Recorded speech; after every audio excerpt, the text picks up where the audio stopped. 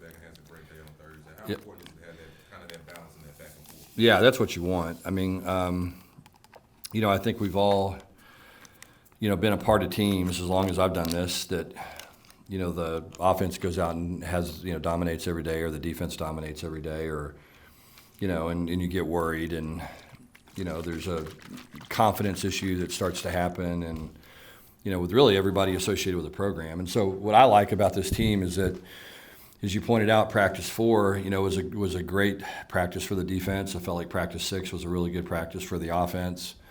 I felt like today there were moments when we went against each other, particularly early in skill, where the offense was really good, and then 2-minute, the defense dominated. And so that's what you want to see.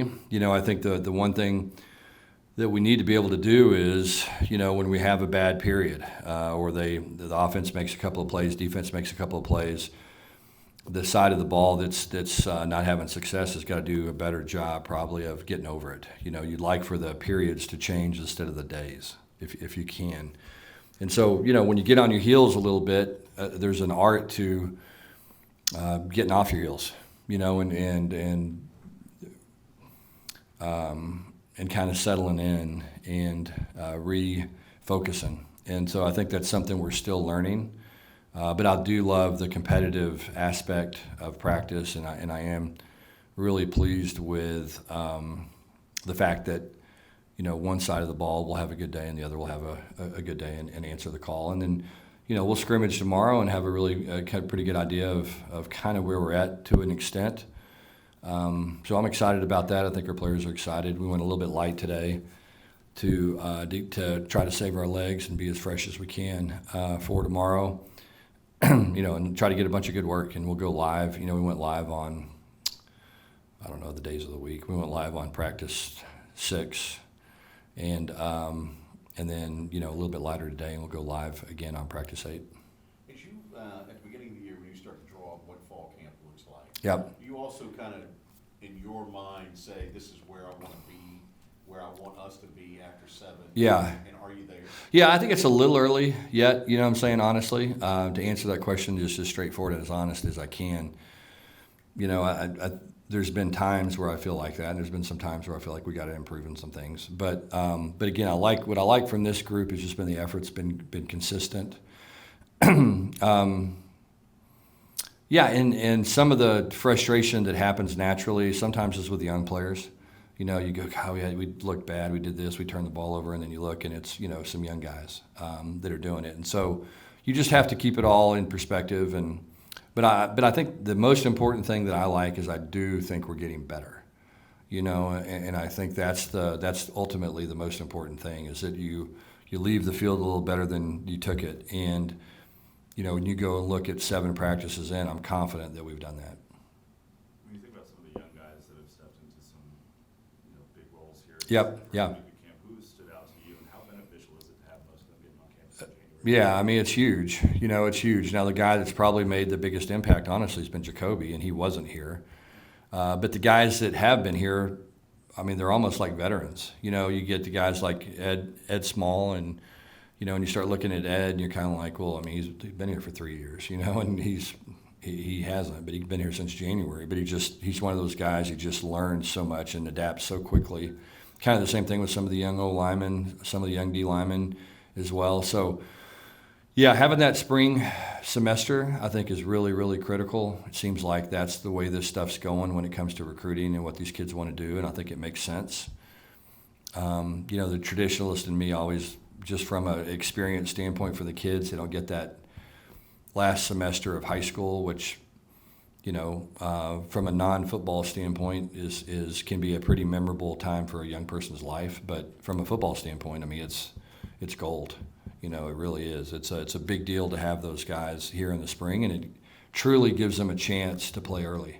And the first example I saw of that really that was huge was Jared Goff, at Cal. He graduated early and went through spring ball, and and coming out of spring ball, he was like, down the depth chart a little bit, but had already moved his way up.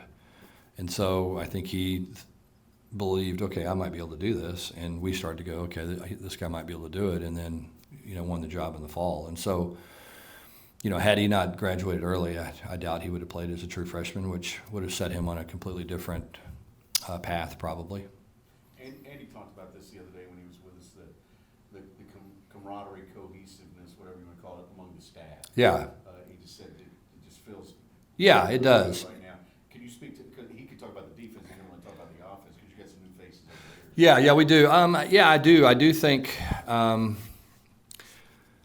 that's probably the most underrated thing, inside of a program that really people don't know is just staff alignment, belief in each other, because it just permeates to everybody. If your staff's not aligned and they don't feel confident in what's going on every day, then you're not going to be able to get where you want to go. And it's kind of the same thing. It's like I talked about from a program standpoint. I mean, if you're not aligned at the chancellor and athletic director position in the head football coach, you're going to have problems. It's just not going to work because this is just such a competitive environment, and so many people have worked so hard and tirelessly to become aligned. And it's the same thing within the building. You just have to have everybody pulling the rope the same way, or you're never going to be as good as you can be. And that's what we talk to our players about all the time, and really to the coaches about all the time is, our job is to reach our potential. And what is that? Who knows?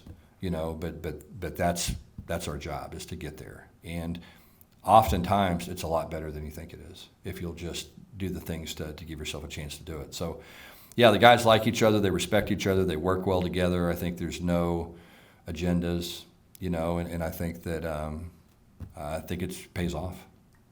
One of the new faces you added to the room was Corey Coleman. Just what type of impact did he kind of make? Yeah, obviously Corey was a heck of a player. Had kind of played in a semblance of this offense at Baylor. It's a little different now than it was then, but similar. He speaks the same language as Kendall and a lot of the guys in the room, and I think that's really important. And obviously he's got a great track record. He's a really good communicator, got a good demeanor with kids. Has been a really good recruiter for us. He's going to be a good coach. He's for a guy that hasn't done it, he seems like he's done it for a long time. I think it comes natural to him because he's got the demeanor for it, and he's got a kind of a quiet confidence about him that I think those players pick up on.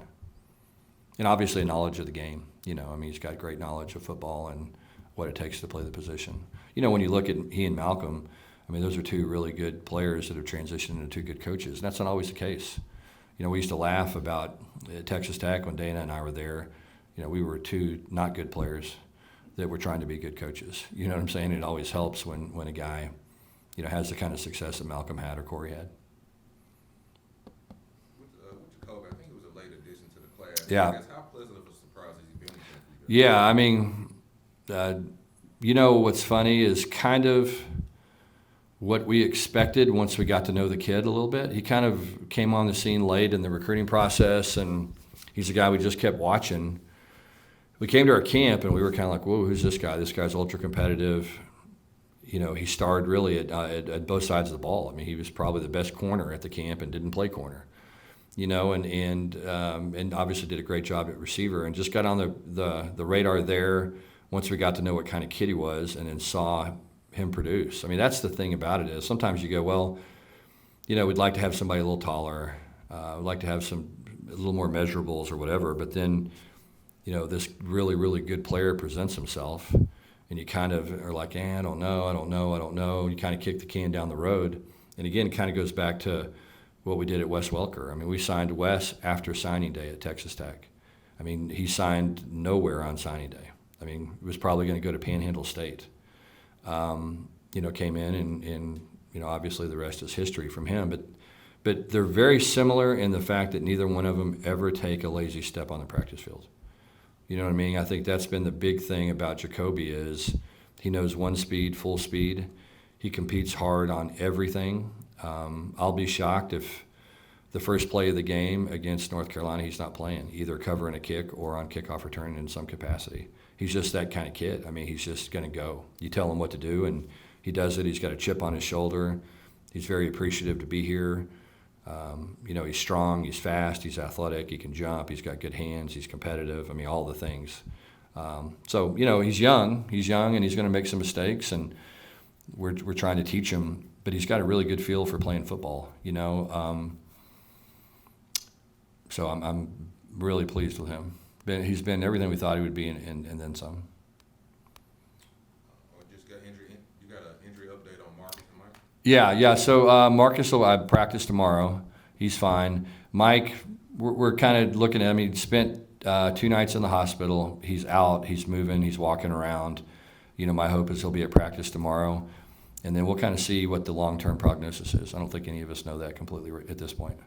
So we're hoping that he can, make a full recovery, and we'll see. Were you, what's the best way to put this? Was there an evaluation of that process after Mike got hurt? Yeah, for sure. I mean, let me just say this. I thought our medical staff did an incredible job. I think they, they did exactly what they're supposed to do. They treated it as a serious injury, which a lot of times, as a coach, you're just kind of like, well, I mean, because most of the time they're not. Right. And I think in this case, it could have been a bad situation. And David Gable and his staff and Dr. Kirk, they were incredible, what they did and how they handled it. Mike was fantastic. I mean, he was very calm. I think he felt a real sense of confidence in what they were doing and how they were doing it.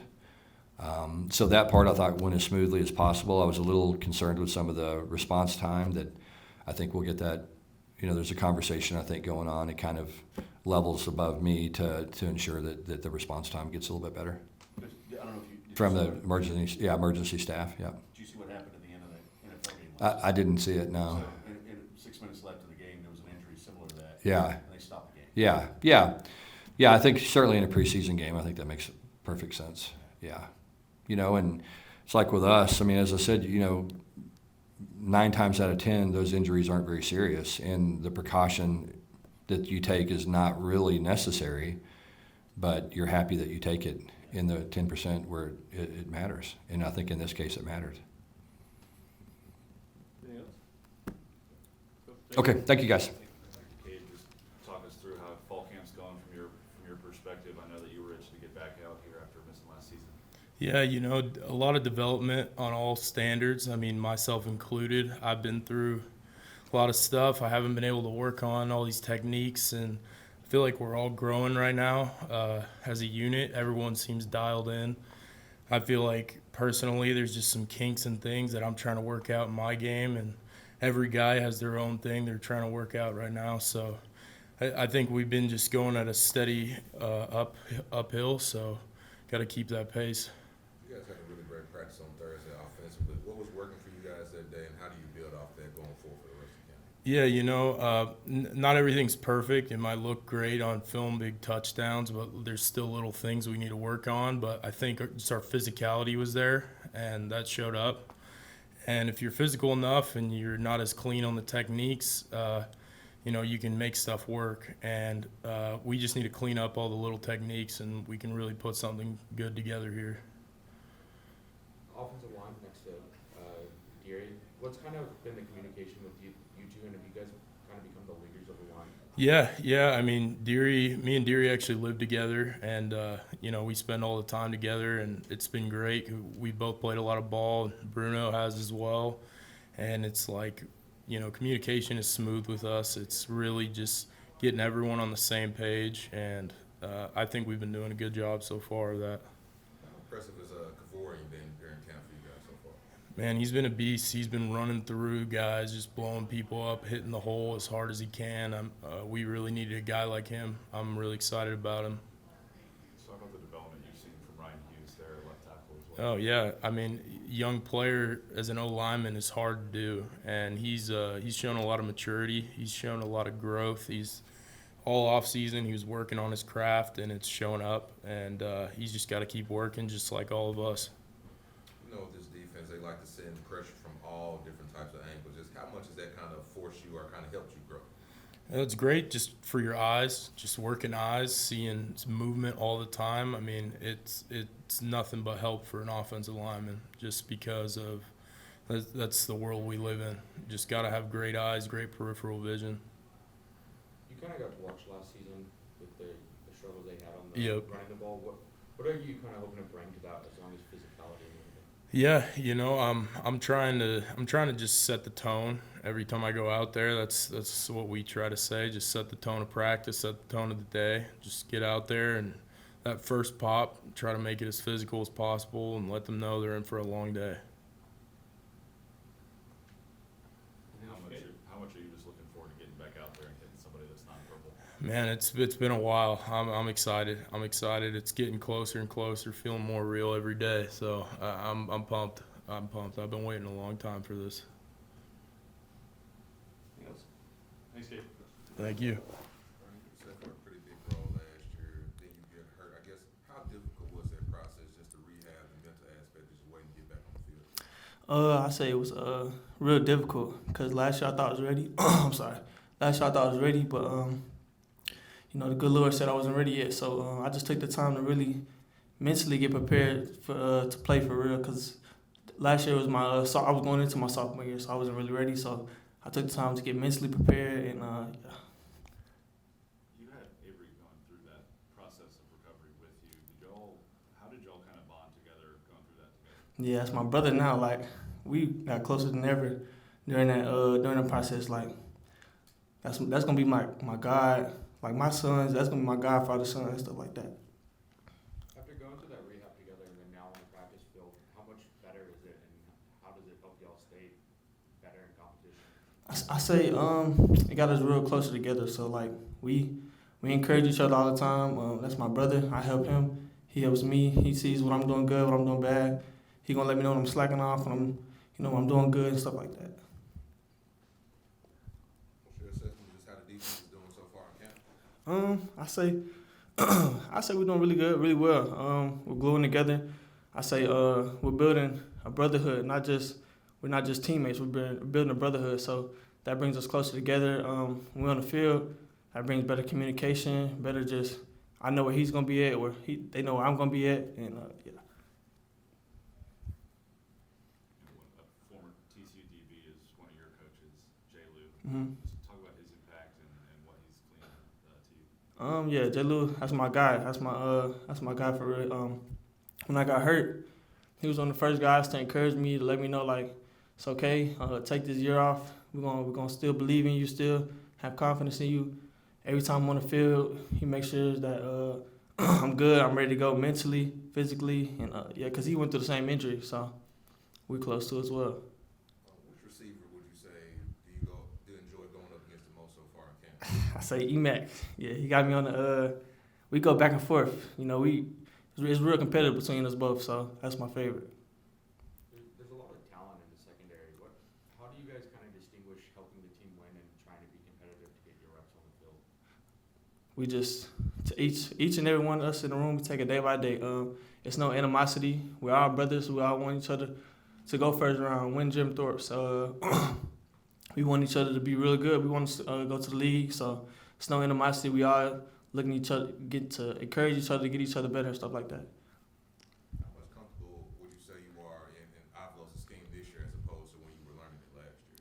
I say I'm real comfortable because I got a chance to sit back and watch it all happen. So I watch guys like Scud, Channing. I watch because those are my guys. So I watch them playing the defense, see how they moved around, how they process the defense. So I took the opportunity just to watch them and really grasp the defense. Anything else? All right, thank you.